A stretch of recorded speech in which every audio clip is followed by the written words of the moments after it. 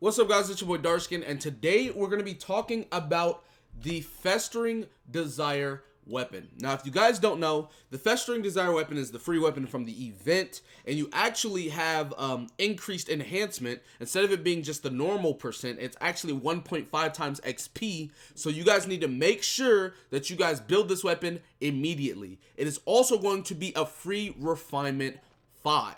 So if you guys didn't know, when you go to the event shop, and click right here, this Festering Dragon Marrow, you can feed it in the weapon, which will get it refinement 2, and then right here there's another one which will get it refinement 3, and then you're going to be able to get 2 from here, which is going to make it refinement 4 and 5. So you guys should definitely be building this weapon. Now, since I know people are going to be building this weapon because the weapon is so good, we are going to actually be talking about the characters that I think you guys should be using this weapon on, why, and everything like that. So, starting out, MC, the main character. I actually use it on the main character currently, and it is a super good weapon. Number one, the energy recharge is really nice because I use Geo-MC as a battery for my Zhongli, and if you guys don't know, whenever MC pops his ult, or Geo-MC anyway, he gets energy recharge back for however many enemies he hits, on top of giving crit rate, etc., right? Then on top of that, increases elemental skill damage by 20% and elemental skill crit rate by 7.5 times, or 5%, 7.5 times, 7.5% anyway. So it's really good. My MC's E hits for about, it's like 14k after he pops ult because I have Noble set on. Right now, as you can see, it's 11,600, which is a really good damage because it's on a super short cooldown, right? So it being on a short cooldown, I can just hit that damage all the time, over and over. And that's only going to go up with more refinements. Keep in mind, the refinements go up, what, 4% every time? Yeah, so 4% every time. So at refinement 5, it's going to be 32%, which is going to be really, really good. And then the crit rate is going to be increased by, like, what, 12%? So that's really good. Now, talking about the other characters. The other characters it would be really good on.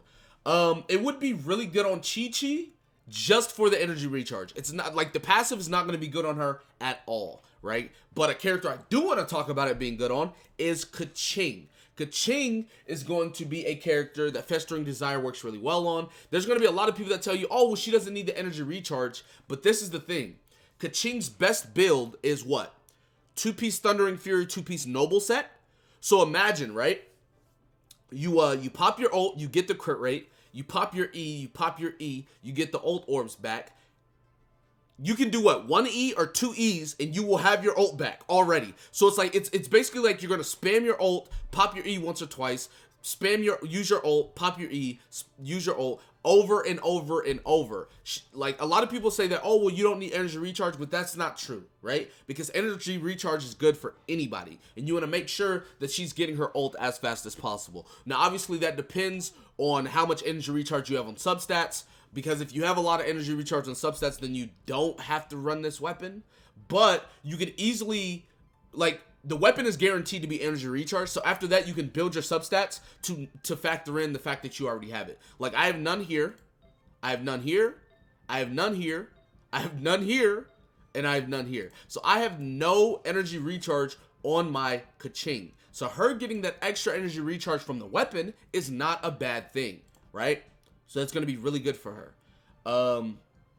Albedo, him using this weapon, obviously, they kind of made this for him, let's be real. Albedo getting this is going to be really nice because he also wants to spam his ult, number one. But number two, how his E works, you drop the E, and then the auto attacks will also proc an E. So having this extra skill damage on him is really good. If you are using Albedo, I suggest you use this weapon for him specifically, because this is going to make him a lot less, or a lot more, you know, a lot better. Let's just say that, right? Because I feel like without that weapon, he's not super crazy or anything, but with that weapon, he becomes pretty good, Another unit, everyone's favorite, Bennett. Everyone knows Bennett needs energy recharge or wants energy recharge, right? That's obviously a given. I actually made my Bennett video yesterday talking about support Bennett and what you want to build, but I also said that I'm going to be making a video tomorrow or the day after on DPS Bennett. DPS Bennett with this weapon is going to be ridiculous because whenever he's in his ult, his E cooldown's like what, 1.5 seconds or something like that. Then on top of that, you're getting all of the damage, all of the crit rate, and then all of the energy recharge, so his ult's always going to be up, giving him infinite attack boost, and then on top of the weapon giving him damage on his E. It's just really, really ridiculous, right? So you want to make sure that you're doing that, to be honest. Very, very good unit. Jean, she can use it for the energy recharge. Her E, her E does damage. I'm not denying that. But who's using Jean just for her E? I feel like that's gonna, you could use it on her, yes, but it's like, I don't know. I feel like it's good for her, but it's definitely better on other characters. Kaya, I don't think it's super good for Kaya. His E ability is definitely not damage. It is a utility type of ability, and then his ultimate is very mediocre as well. I don't think Kai is just that good to begin with. I don't think the sword is going to help him at all, so that's where I am with that. Xing Shou, his E ability doesn't do damage, so this is actually not going to be good for him because his E ability is going to it gives you the swords for the damage reduction and the healing, but he's not going to be doing damage with it. It's good for the energy recharge, but it's not going to be that good for him as far as his E ability. Now, who do I think is the best characters? The best characters for this 100%, Bennett, DPS Bennett, Albedo, because they made it for him, let's be real. Bennett, Albedo, MC, and even Wind MC, right? I'm not even talking about just Geo MC. The Nemo MC, same thing, right? His E ability, you swirl, it's going to do so much damage because it's multiplied off of the swirl and multiplied off of the weapon. Very, very good. But Geo MC's ultimate's not that crazy, so the energy recharge is like eh.